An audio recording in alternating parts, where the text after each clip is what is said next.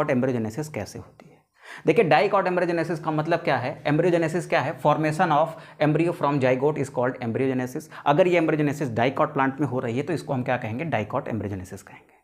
Embryogenesis की दो खास बातें हैं, एंडोस्कोपिक एंड मीरोब्लास्टिक। एंडोस्कोपिक का मतलब कि जाइगोट जो है वो अंदर की तरफ डेवलप होगा, मीरोब्लास्टिक का मतलब है कि जाइगोट के हाफ पार्ट से क्या होगा, एम्ब्रियो बनेगा। ठीक है, फिर हमने जाइगोट लिया, जाइगोट में पहला क्या कराया, ट्रांसवर्स डिवीजन कराया, 2 सेल बनी और वो अनइक्वल डिवीजन हुआ था। तो एक सेल ऊपर वाली कहलाई एम्ब्रियोनल सेल जो छोटी थी, और नीचे वाली जो बड़ी सेल थी वो क्या कहलाई, सस्पेंसर सेल कहलाई या फिर बेसल सेल कहलाई।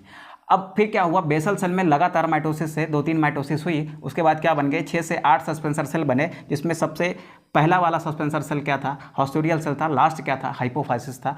अब क्या हुआ, इस एम्ब्रियोनल सेल में एक वर्टिकल डिवीजन हुआ, वो 2 सेल बना, तो अब एम्ब्रियो 2 सेल स्टेज में है। फिर एक और वर्टिकल डिवीजन हुआ, कितने बने, 4 सेल स्टेज का एम्ब्रियो बना। फिर क्या हुआ, 4 सेल एम्ब्रियो स्टेज में एक ट्रांसवर्स डिवीजन हुआ, कितने सेल्स बने, 8 सेल्स, तो ये क्या बन गई, ऑक्टेंट स्टेज बन गई।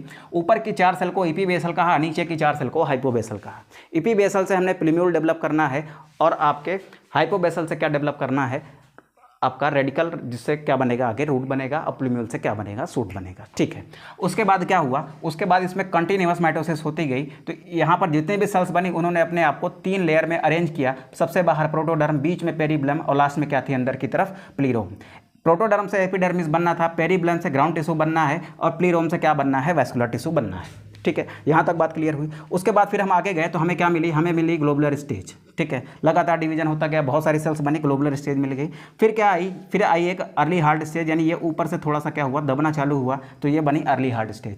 और ज़्यादा ये चला गया अंदर तो क्या बन गया, यहाँ पर एक बन गया लेट हार्ट स्टेज, जब इस तरीके की चीज़ें डेवलप हुई। उसके बाद क्या हुआ, यहाँ पर थोड़ा सा और डेवलपमेंट हुआ, तो ये वाला हिस्सा थोड़ा सा और झुक गया इधर, और ये कुछ इस तरीके की संरचना बनी। तो ये दोनों जो स्ट्रक्चर थे ये क्या कहलाए, कॉटिलेडन कहलाए। ऊपर वाला हिस्सा यहाँ पर ये क्या कहलाया, ये प्लूम्यूल कहलाया। यहाँ पर रेडिकल था, और रेडिकल आगे जाके रूट बनाएगा, प्लूम्यूल आगे जाके सूट बनाएगा, और इस पार्ट को हमने क्या कहा, डाइकॉट एम्ब्रियो। इस तरीके से हमने क्या सीख लिया, डाइकॉट एम्ब्रियो का फॉर्मेशन कैसे होता है।